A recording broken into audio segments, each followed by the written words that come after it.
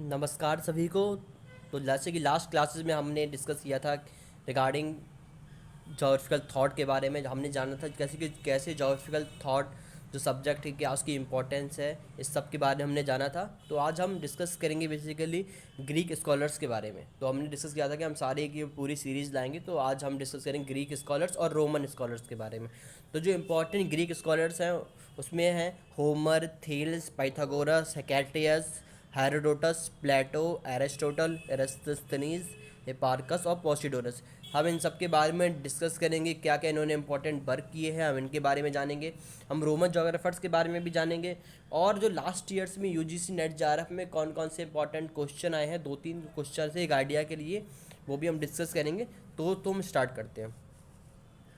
तो बेसिकली जो ये स्कॉलर्स थे, ये इन्होंने क्या फिजिकल फिनोमेना देखा उस टाइम का, उसके बारे में इन्होंने बात की। ये सारे के सारे ग्रीक्स के रहने वाले थे, ग्रीक्स के स्कॉलर थे सारे के सारे। यहाँ आप लोकेशन देख सकते हो ग्रीस की अभी की। ये बेसिकली यूरोप में जो आपका जो रीजन है ना, वहाँ से ये सारे के सारे बिलोंग करते थे। तो अब हम जान लेते हैं होमर के बारे में। जो होमर था और उसने बेसिकली उस टाइम की जो फिजिकल फिनोमेना है उसके बारे में जाना, उसके बारे में डिस्कस किया। और क्या क्या उसके रिलेटेड जो भी चीज़ें थी उसके बारे में उसने जो फिजिकल फिनोमेना था। बेसिकली फिजिकल फिनोमेना आपका जो बेंड्स कैसे मूवमेंट करती हैं। तो जो वहाँ जाता था, ट्रैवलिंग करता था और उसके बारे में लिखता था। तो ये जो पोएट लिखता था इम्पोर्टेंट, तो उस पोएट को बेसिकली नाम दिया गया ओडेसी। तो ये ओडेसी बहुत इंपॉर्टेंट टर्म है, अधिकतर एग्जाम में पूछे जाए तो आपको ये पता होना चाहिए। ओडेसी टर्म जो दिया था होमर ने दिया था। और जो क्रोनोलॉजी में आपको पता होना चाहिए, होमर सबसे पहले आया था। तो होमर को सबसे फर्स्ट ग्रीक स्कॉलर्स के रूप में हम लोग जानते हैं। इसके बाद उसने विंड्स को डिस्क्राइब किया था। जो नॉर्थ विंड थी उसको उसने बोरास बोला था। इसके बाद उसने जो साउथ में जो विंड थी उसको नॉक्टस बोला था। और जो ईस्ट में विंड थी उसको यूरस, और जो वेस्ट में थी उसको जैपिरस नाम दिया था। इसके बाद जो थील्स है, थील्स बेसिकली मेनली जो इसका वर्क है वो मैथमेटिकल जोग्राफी में है, मैथमेटिक्स से रिलेटेड था। सारे के सारे जो काम थे उसने मैथमेटिक्स के उस पर किए थे। ठीक है, तो ये आपको पता होना चाहिए। थील्स के बारे में आपको ये पता रखना है कि ये मैथमेटिक्स के जो काम है ना बेसिकली उसने थेल्स ने किए थे। ऐसे आपको जरा थोड़ा थोड़ा याद रखना है किसके बारे में, ग्रीक स्कॉलर्स के बारे में। बहुत टफ क्वेश्चन नहीं आते हैं इनकी, जो क्या कहते हैं लाइफ से रिलेटेड बेसिकली कुछ नहीं पूछा जाता। इनके जो इंपॉर्टेंट वर्क्स हैं वही पूछे जाते हैं इन स्कॉलर्स के बारे में। जो नेक्स्ट स्कॉलर्स हैं वो है पाइथागोरस। पाइथागोरस जो पहला इंसान था या पहला स्कॉलर था जिसने बोला था जो जो वर्ल्ड है ना वो स्फेरिकल शेप में है।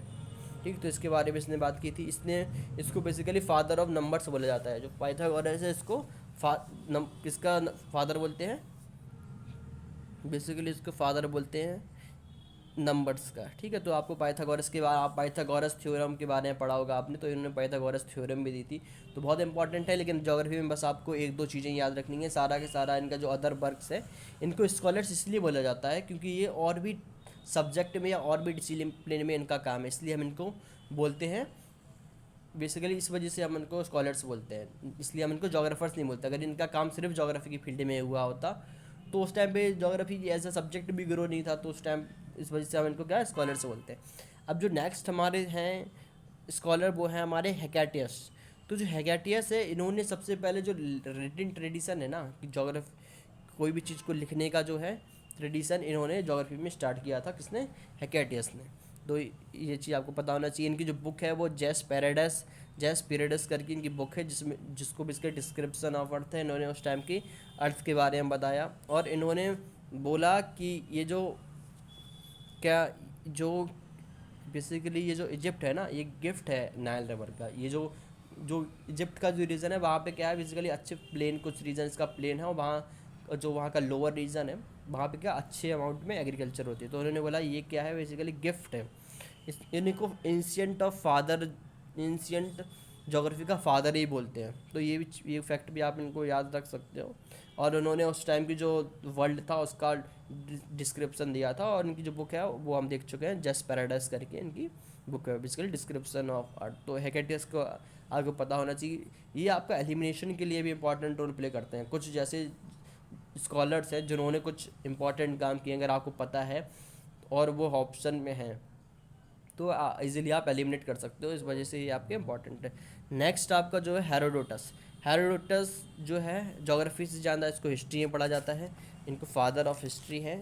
फादर ऑफ हिस्ट्री बेसिकली जो हैं उनको हेरोडोटस बोला जाता है। हेरोडोटस फादर ऑफ हिस्ट्री जाने जाते हैं। अब हम बात करें हेरोडोटस के बारे में, तो इन्होंने एक बहुत इंपॉर्टेंट सेंटेंस दिया था जो आपको पता होना चाहिए। All geography must be treated historically and all history must be treated geographically. तो इनका ये सेंटेंस है, इसको याद रखें, एग्जाम में कई बार पूछा गया, तो ये आपको पता होना चाहिए। इनकी जो बुक है वो हिस्टोरीज करके बुक है, ये इंपॉर्टेंट है, ये पता होना चाहिए, ये बहुत इंपॉर्टेंट है, तो इसके बारे में आप याद रख सकते हैं। इन्होंने उस टाइम के वर्ल्ड को 3 पार्ट में डिवाइड किया था। इन्होंने यूरोप, एशिया और लीबिया, इन 3 उसमें इसको डिवाइड किया था वर्ल्ड को उस टाइम के। ठीक, तो ये इंपॉर्टेंट फैक्ट है हेरोडोटस के बारे में, ये पता होना चाहिए। इसके बाद डेल्टा, इन्होंने जो डेल्टा है ना कि जो रिवर है वो डेल्टा बनाती है, इसके बारे में इन्होंने बताया था। डेल्टा टर्म है वो इन्होंने इंट्रोड्यूस किया था कि जो रिवर द्वारा डेल्टा बनाया जाता है, इसके बारे में इन्होंने बात की थी। तो ये चीज़ आपको हेरोडोटस के बारे में याद रखना है। थोड़ा थोड़ा बस, ज़्यादा बहुत ज़्यादा आपको नहीं पढ़ना है, बहुत डिटेल्स पता नहीं होना चाहिए, बस आपको नेट जेआरएफ के पर्पस या किसी भी एग्ज़ाम के लिए आप कोई भी इंटरेस्ट की तैयारी कर रहे हैं तो ये फैक्ट्स तो आपको बस याद रखने हैं। इसके बाद प्लेटो जो है उसने अर्थ इज स्फेरिकल है, इसके बारे में बात की थी। और इसका जो जो अप्रोच था वो डिडक्टिव अप्रोच था, डिडक्टिव लॉजिक पे ये बात करता था।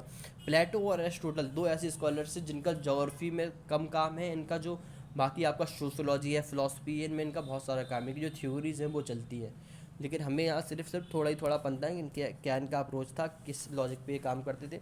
अभी ये कि एरिस्टोटल का कौन सा अप्रोच है, इस पे क्वेश्चन भी आया था 2019 में, तो वो भी इम्पॉर्टेंट है। तो एरिस्टोटल का जो अप्रोच था वो इंडक्टिव अप्रोच पे काम करते थे। इसके बाद जो एरिस्टोस्थनीज हैं, इन्होंने बहुत इंपॉर्टेंट है, इन पे स्टार मार्क कर लो। फादर ऑफ ज्योग्राफी इन्हें बोला जाता है। इन्होंने ही जो टर्म आज ज्योग्राफी हम पढ़ते हैं ना, इन्होंने ही जो टर्म ज्योग्राफी कौन किया था। इन्होंने उस टाइम पे सर्कमफ्रेंस ऑफ अर्थ को मेज़र किया था, ये क्वेश्चन भी पूछा गया था अभी 2019 में कि सर्कमफ्रेंस ऑफ अर्थ किसने मेज़र की थी। तो इन्होंने जो सर्कमफ्रेंस जो अर्थ की जो सर्कमफ्रेंस जो मेज़र की थी ना, वो अप्रोक्सीमेटली करेक्ट थी उस टाइम के अकॉर्डिंग। तो मतलब कि ये बहुत, तो ये चीज़ आपको पता होना चाहिए। अब हम बात कर लेते हैं फादर ऑफ ज्योग्राफी के बारे में। तो इनको फादर ऑफ ज्योग्राफी भी बोला जाता है, किसको, एरिस्टोस्थनीज को। तो ये फादर ऑफ ज्योग्राफी के नाम से जाने जाते हैं। साइंटिफिक ज्योग्राफिकल वर्क, इन्होंने काफ़ी सारे ज्योग्राफी में साइंटिफिक वर्क किए। इन्होंने इक्वेटर है उसको, उसकी लेंथ को डिटरमाइन किया, लेंथ को बताया इक्वेटर की। इन्होंने जो कोऑर्डिनेट है उनको डेवलप किया। तो ये इनके बहुत इंपॉर्टेंट काम है, इनको आपको पता होना चाहिए एरिस्टोस्थनीज के बारे में। ये तो आप, ये जो कुछ 4-5 फैक्ट्स हैं रिगार्डिंग एरिस्टोस्थनीज, ये आपको याद रखना है। अब हम बात करते हैं हिपार्कस के बारे में। हिपार्कस ने जो लेट लॉन्ग है उसने क्या किया, जो हमारा अर्थ है ना उसको 360 डिग्री के सर्कल में डिवाइड किया। जो आज हम देखते हैं ना, तो ये जो काम किया था ये किसने किया था, हिपार्कस ने किया था। बहुत इंपॉर्टेंट है, कार्टोग्राफर थे बेसिकली ये। तो कार्टोग्राफी में इनका काफ़ी काम है, ट्रिग्नोमेट्री में इनका काम है, इक्विनोसिस है, इसके बारे में इन्होंने बताया कि इक्वल डे इक्वल नाइट होते हैं, इसके बारे में उन्होंने बात की थी। कार्टोग्राफर थे उस टाइम के इंपॉर्टेंट। इन्होंने वर्ल्ड को 5 क्लाइमेटिक जोन्स में डिवाइड किया था, जिसमें कि जो फर्स्ट क्लाइमेटिक वो टोरेंट जोन बताया इन्होंने, जो ट्रॉपिकल रीजन वाला जोन है इसको इनको बताया कि ये जो जोन है ये टोरेंट जोन। एक टोरेंट जोन बताया था, 2 टेम्परेट जोन बताए थे और 2 फ्रिज जोन बताए थे कि जहाँ पे क्या है बहुत ज़्यादा कोल्ड होता है। तो जो फ्रिज जोन होता है वहाँ कोल्ड होता है, टेम्परेट जोन में मीडियम टाइप का क्लाइमेट रहता है, और जो टोरेंट जोन है वहाँ पे हॉट क्लाइमेट रहता है। इसके बारे में उन्होंने बात की थी। इन्होंने स्टार्स की ऑब्जर्वेशन के बारे में बताया था कि जो स्टार है उसके ऑब्जर्व करके इन्होंने बताते थे कि कहाँ कब जो लेटीट्यूड है, लॉन्गिट्यूड्स के बारे में जो इन्होंने बात की थी कि किस जगह की लोकेशन कहाँ होगी, क्या होगी। तो ये किसको, स्टार्स को ऑब्जर्व कर करके आज भी जो कई सारे जो स्टार्स के जो वो होती है ना, बेसिकली उनके जो ग्रुप्स होते हैं उसको देख करके लोग काफ़ी चीज़ें अंदाज़ा लगाते हैं। तो उस टाइम पे तो टाइम घड़ी नहीं हुआ करती थी, तो इसी सब चीज़ों को देख करके टाइम का भी अंदाज़ा लगाया जाता था। तो ये आपकी हिपार्कस के बारे में आपको ये कुछ फैक्ट्स याद रखने हैं। इसके बाद है पोस्टोडोनस जो हैं वो फादर ऑफ ओशनोग्राफी माने जाते हैं। इनकी जो बुक है वो है ओशियन करके, द ओशियन करके इन्होंने बुक लिया, ये इंपॉर्टेंट है। इन्होंने भी जो है वो अर्थ की सरकमफ्रेंस को कैलकुलेट किया था, बट जो इन्होंने किया था वो अप्रॉक्सीमेटली गलत था, जो एरिस्टोथेनीज ने किया था वो अप्रॉक्सीमेटली करेक्ट था। तो ये कुछ फैक्ट पोसिडोनस के बारे में आपको याद रखना है। अब हम बात कर लेते हैं रोमन जोग्राफर के बारे में। तो जो रोमन जोग्राफर हैं उसमें सबसे इम्पॉर्टेंट है स्ट्रैबो। स्ट्रैबो तो बहुत इम्पॉर्टेंट है। उस ये बेसिकली रोमन एम्पायर्स थे या रोमन, बेसिकली यहाँ पे भी जो जोग्राफर्स टर्म यूज़ किया है ये गलत है, आपको स्कॉलर टर्म यूज़ करना है। ये स्कॉलर्स थे। और स्ट्रैबो बेसिकली जो वहाँ के राजा थे ना, उसके बहुत इंपॉर्टेंट राइटर थे। जो जो सारे के सारे जो ग्रीक जोग्राफर्स ने या ग्रीक स्कॉलर्स ने जो काम किए हैं ना, इनको जो बताया है ना अपनी बुक में, इन्होंने ही बताया। इनका जो 17 वॉल्यूम्स करके जोग्राफी का करके इनके 17 वॉल्यूम्स हैं, इन्होंने इनमें डिटेल डिस्कस किया है ग्रीक जोग्राफर्स के बारे में, ग्रीक्स के बारे में डिटेल में डिस्कस किया था। तो जो सारी सारी चीज़ें हैं इसके बारे में इन्होंने बताया था। इन्होंने इनको फादर ऑफ रीजनल जोग्राफी बोला जाता है। ये कोरियोग्राफी इन्होंने बोला था, जो कोरियोग्राफी है ना वो टास्क है जोग्राफी का, इसके बारे में इन्होंने बात की थी। इन्होंने फर्स्ट थे जिन्होंने बोला था जो ज्योग्राफी है वो एक क्रोनोलॉजिकल साइंस है। तो ज्योग्राफी को इन्होंने कोरोलॉजिकल साइंस के उसमें डिस्क्राइब किया था। तो बहुत इंपॉर्टेंट इनकी राइटिंग्स हैं, बहुत इंपॉर्टेंट इनके काम है। तो चीज़ आपको याद रखना है किसके, स्ट्रैबो के बारे में। उस बेसिकली उस टाइम के जो राजा थे ना उनको बहुत इंपॉर्टेंट मानते थे, और उस टाइम की बहुत इंपॉर्टेंट जो डॉक्यूमेंट्स हैं ना इन्होंने लिखे थे, किसने, स्ट्रैबो ने। तो बहुत इंपॉर्टेंट आपके स्कॉलर हैं स्ट्रैबो। और नेक्स्ट जो हमारे हैं टॉलमी। टॉलमी भी एक रोमन स्कॉलर है। इनकी जो बुक है वो अल्मागस्ट करके जो बुक है, बहुत बार एग्जाम में पूछ ली गई है अल्मागस्ट बुक किसकी है। गाइड टू ज्योग्राफी करके भी इनकी बुक है। तो ये तो आपको पता होना चाहिए, तो बहुत इंपॉर्टेंट के काम है। टेरे टेरा इनकॉन्जिनिटा, ये इन्होंने एक टर्म दिया था। तो ये जो टर्म है ना ये भी बहुत इंपॉर्टेंट है। तो जो टर्म होते हैं, बुक्स होती है, जो उनके काम होते हैं, ये सारे के सारे स्कॉलर्स के इंपॉर्टेंट होते हैं। कोई भी एंट्रेंस हो, कोई भी या फिर नेट जेआरएफ का एग्जाम हो, बस यही चीज़ें पूछी जाती हैं कि कौन सा टर्म दिया, कौन सी क्या दिया, क्रोनोलॉजी आपको पता होना चाहिए कौन सा तो मैंने ये सारे के सारे जो स्कॉलर्स हैं ना क्रोनोलॉजिकल ही आपको बताए हैं। ठीक है, तो क्रोनोलॉजिकल हम इसको डिस्कस कर रहे हैं। ठीक, तो ये हम आगे डिस्कस करेंगे। और भी स्कॉलर्स के बारे में डिस्कस करेंगे। इन्होंने जो जो बॉडीज़ होती है ना, सेलेस्टियल बॉडी, जो कि उनके बारे में बताया था कि जो मूवमेंट होता है जो बॉडीज़ का, जैसे कि सन है, मून है, इनके बारे में बताया। ये जो बॉडीज़ हैं ये क्या करते हैं, मूवमेंट कर रहे हैं, इसके बारे में उन्होंने बात की थी। किसने, टॉलमी ने। तो टॉलमी का वर्क बहुत इंपॉर्टेंट है। एस्ट्रोनॉमी में इनका बहुत काम था। है इनकी जो बुक थी जैसे गाइड टू ज्योग्राफी, अल्मागस्ट, इनकी है ज्योग्राफी का सिंथेसिस करके भी एक इनकी बुक है, तो वो भी आप याद रख सकते हो। तो जो इम्पोर्टेंट वर्क्स है वो हम देख चुके हैं किसके, ग्रीक स्कॉलर्स के और रोमन स्कॉलर्स के। हर बार इनसे क्वेश्चन आता है तो इनको याद रखना है। हम कुछ क्वेश्चन देख लेते हैं, हम 2-3 क्वेश्चन देखेंगे जो लास्ट ईयर पूछे गए थे। तो जैसे कि एक क्वेश्चन पूछा गया था, who says geography is a science which deals with the art of map making. यह यूजीसी नेट जेआरएफ 2019 में पूछा गया ये क्वेश्चन। ऑप्शन थे एरिस्टोस्थनीज, पार्कस, हेकेटियस और टॉलमी। तो जैसे ही हमने डिस्कस किया कि जो मैप मेकिंग के जो काम है ना, तो किसने, टॉलमी ने मैप मेकिंग के बारे में बताया, कार्टोग्राफर था ये। तो आपको याद रखना है टॉलमी के बाद, टॉलमी ने मैप मेकिंग की बात की थी। ठीक है, तो ये चीज़ आपको याद रखना है। इसके बाद जो नेक्स्ट क्वेश्चन था वो था, who calculated the surface circumference of earth as 25 miles, 25,000 miles. तो ये जो क्वेश्चन है 2019 में ये भी पूछा गया।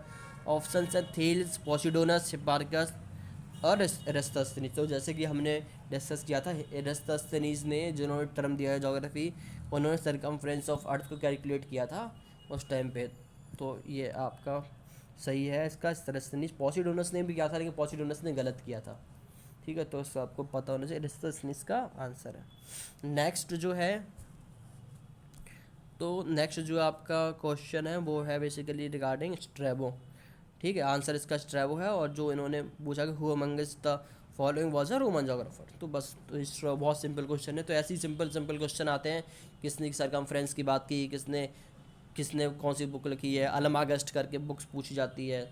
तो टॉलमी की बुक थी। तो बेसिकली जो 4-5 इंपॉर्टेंट जोग्राफर्स हैं उसके रिलेटेड ही क्वेश्चन आते हैं, बाकी तो अदर को ऑप्शंस में ही रखा जाता है। तो जो इंपॉर्टेंट ग्रीक स्कॉलर्स है वो हमने डिस्कस कर लिए हैं। तो नेक्स्ट टाइम पे हम अब हम डिस्कस करेंगे अरब जोग्राफ़ी के बारे में, कैसे जो यूरोप में डार्क एज आ गई तो फिर कुछ भी चीज़ नहीं हो पाई, क्रिश्चियनिटी का राइज हो गया, ऑर्थोडॉक्स जो थॉट्स थे उनकी विचारधारा आई। तो ये जो कुछ ये जो हैं इसके बारे में हम डिस्कस करेंगे। और हम देखेंगे किसके बारे में, जो मिडेवल एज में जो टाइम था, कैसे पैगंबर मोहम्मद का, जो मोहम्मद साहब थे, प्रॉफिट मोहम्मद का राइज़ हुआ। और फिर जो कैसे जो शिफ्ट था ना जोग्राफ़ी का, वो कहाँ पे शिफ्ट हो गया, अरब जोग्राफ़ी में शिफ्ट हो गया। और हम अरब जोग्राफर्स के जो इंपॉर्टेंट वर्ड्स हैं उनके बारे में डिस्कस करेंगे। तो थैंक यू सो मच। अगर आपको लेक्चर अच्छा लगा है तो लाइक सब्सक्राइब कर देना। बाकी हम नेक्स्ट क्लास में और भी चीज़ों के बारे में डिस्कस करेंगे, और भी हम जो थ्योरीज वगैरह हैं उसको भी डिस्कस करेंगे आने वाले टाइम में। Thank you so much.